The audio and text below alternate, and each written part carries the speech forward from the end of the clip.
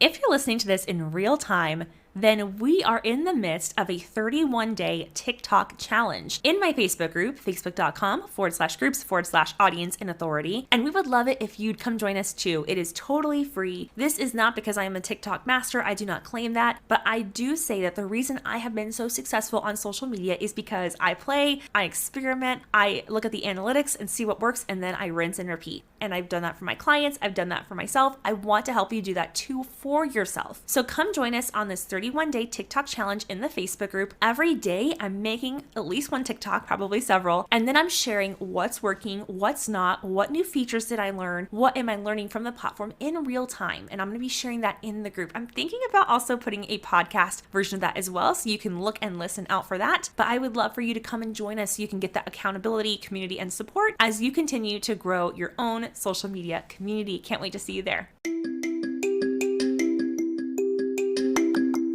Hello and welcome to the Social Media Magic Podcast, the perfect podcast for TPT sellers, teacherpreneurs, and teacher business owners who consider themselves to be introverts. Each episode shares all kinds of ideas, tips, tactics, and strategies to help you make more sales and grow your community on social media.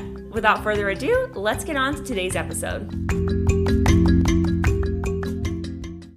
Hello, podcast listeners. Welcome back to the Social Media Magic Podcast. I'm your host, Brittany Verlenich. I am a content strategist, social media manager, and I have become quite the fan of short form video over these last year and a half, as I figured it out and gotten some really good results for me and my clients. We are in the midst of a 31-day TikTok challenge right now, where me and a ton of other teacher business owners, VAs who serve teacher business owners, are all working together to make at least one TikTok a day. At least means you can definitely make more. I definitely encourage not only quality, but the quantity of content, because sometimes that is your unique differentiator, at least for a time. If you have the time, make more content, play with the features, get familiar. Today, I'm going to be sharing my video creation process, my short form video creation process. And if you want to see a video tutorial of this, it's really fast. It's like 4 minutes. You can go inside my Facebook group, facebook.com/groups/audience and authority, or you can just search Social Media Magic and TPT Marketing and find me on Facebook. You'll see the group. I'm doing a little video instructional tutorial every day to show you the behind the scenes process of how I actually create the short form videos, and then I share the finished products in the comments. So this does a couple of things. One, it allows you to learn from my actual experimentation and try one little new feature a day so that you can get better over time. A lot of people miss that. A lot of people just expect that the first time they do something, the first thing that they make is automatically going to be amazing, or at least their best work, but that's usually not true. Usually the thing you create isn't so great at first, and that's okay. That's natural. We weren't born running, right? We had to learn how to crawl and then balance and stand and then walk and then run and all that jazz. Here is my process. First, I think about my overall content strategy. And I actually didn't go into this in the video tutorial because I go more into the strategy here on this podcast. But your overall strategy is, what do you want to say? Why are you there?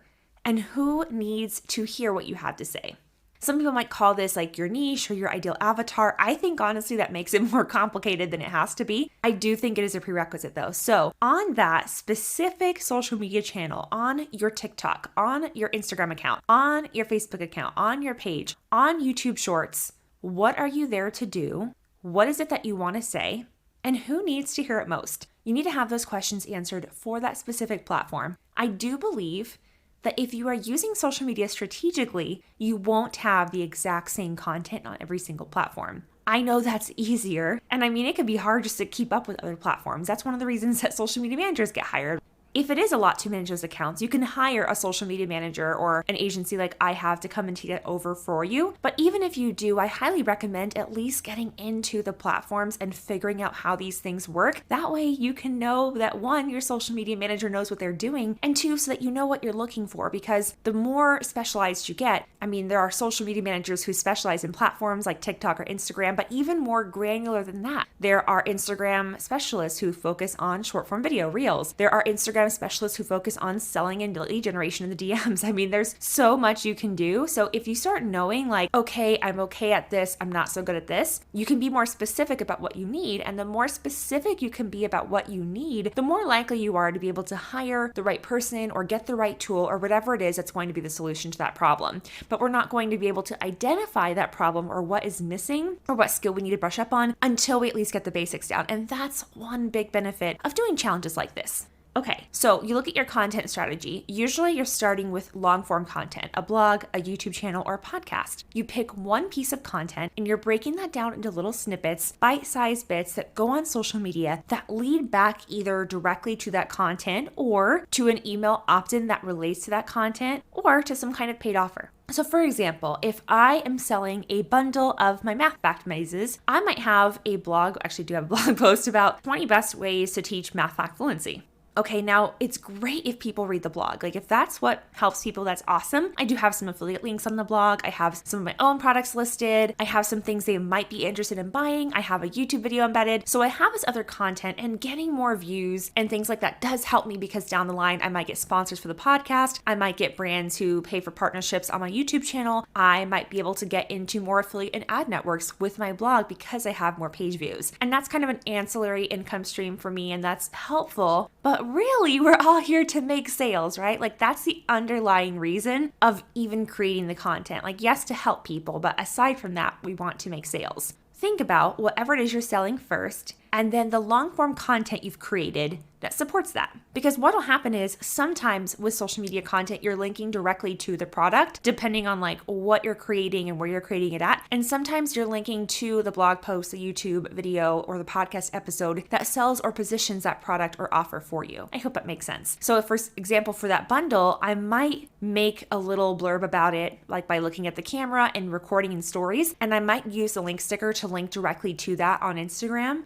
But I might also in a reel, because remember that with a reel, it might be the first piece of content that someone ever sees from me. They might not know who I am before that. And so I really want to encourage them, if they haven't followed me, to follow me or to go check my bio or to DM me, because that's where I have a little more control over where the conversation goes, to be honest. I mean, yes, they could go down a rabbit hole and like watch my other reels, which is cool. But what I really want is for them to take some kind of action where honestly I can get a sale, or for them to get the support they need, because if they are having students struggle with math fact fluency, then I know they need that bundle. So I hope that makes sense. That's kind of the plan, the customer journey that we're really taking them on. And so that strategy has to be nailed down before we really start making content, unless you are truly a content creator or an influencer who's just keeping them for fun on the platform so you can increase your reach, likes, and work with brands. But if you're here, I'm guessing you're not here for that.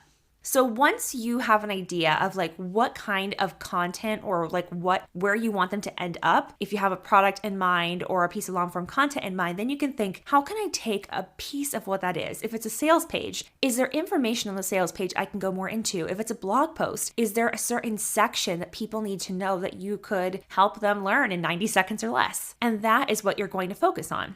I know that most people don't create content like this. Like most people don't plan their content out 30, 60, 90 days in advance. So a simple version of this is just look at the thing you released most recently, a blog, podcast episode, YouTube. I had a podcast episode I just released about my marketing predictions for 2023. It's mostly for fun, but also just to see what happens. So if you haven't listened to that yet, go back and hear it. It's a good one. And I recently made a reel that talked about a little audio of the phone ringing, and it had me on the phone, and it said something like calling all my teacher seller friends to tell them about my marketing predictions. It's cute, it's silly, it's fun. It may or may not go viral, whatever. But what it does is it sends that cue of like, hey, I have a podcast, because a lot of people who are following me on Instagram might not know about the podcast, and I want for them to know. And I want for them to be intrigued enough to go into the link in my bio or to go into the link sticker in my stories and find that and use that. So I have that call to action. Actually, as the first line in my caption, it says episode 9 or something, my marketing prediction. So even if they don't click the fold and read the rest of the caption, or even if they don't follow me, at least they know about the podcast, and they might they might even choose to go and listen to that in their favorite podcast player and not follow me. The same people who are listening to your podcast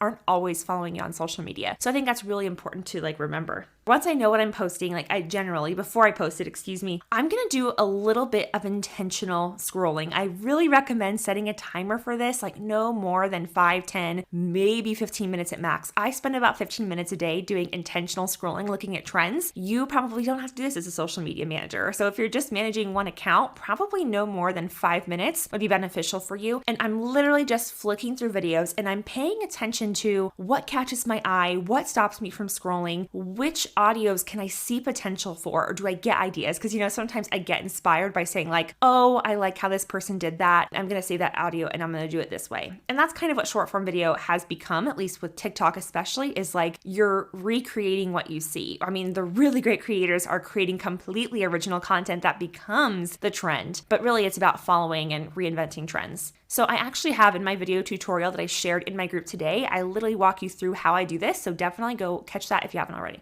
Okay, so once I find a few sounds that I like, I save them and I show you in the video how to do that. And I might directly, like once I go see a sound I like, I might click the use audio button and then just go start creating from there if I have an idea right away. Or I might save a few sounds because even if I don't create that video right now, in the future when I'm struggling to find an idea, I might go into my saved audio bank and use that as a place to get new content ideas.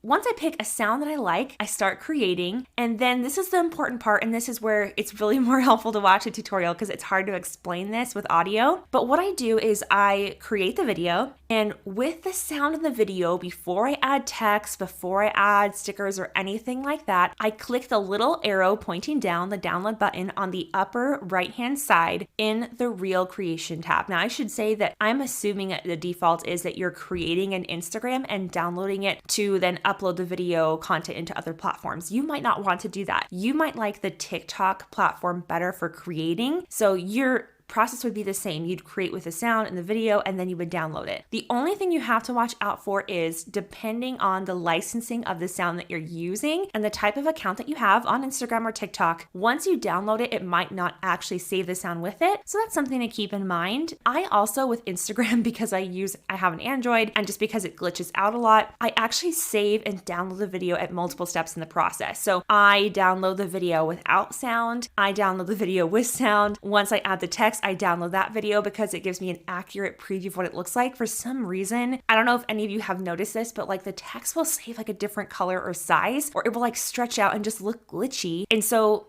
it doesn't look like that in the Instagram preview, but then it looks like in the final cut. So I've learned to add the text, download it so I can see what it truly looks like. And that way, if it's not right, I can go back and like reset it and change the color background, like the full background or like the light colors and all that, and then go from there. And then once I have the video footage download that I needed, I upload it to other platforms. I recommend downloading the video with the sound before you add the text because it looks a little bit out of place. And I think I actually did this the other day, but just to demonstrate they're reusing one. But if you like create an Instagram using their text and caption features and then you upload it into TikTok, it looks a little weird. So it's better if you use the features native to that platform. So like I would create an Instagram, download the video with the sound, and then use the text in TikTok and the caption feature they have to make it look like it's natural to that platform. Also important that you have whatever platform you're using, make sure that your settings are allowing for high quality uploads and downloads. That's especially important on Instagram. I didn't do that for the first year and my videos just did not look good. So make sure you have a really strong and sturdy internet connection no matter which platform you're using, and that you have it so that you have high quality uploads and downloads. That'll make your videos look way better no matter how much light you have and no matter how good your camera is.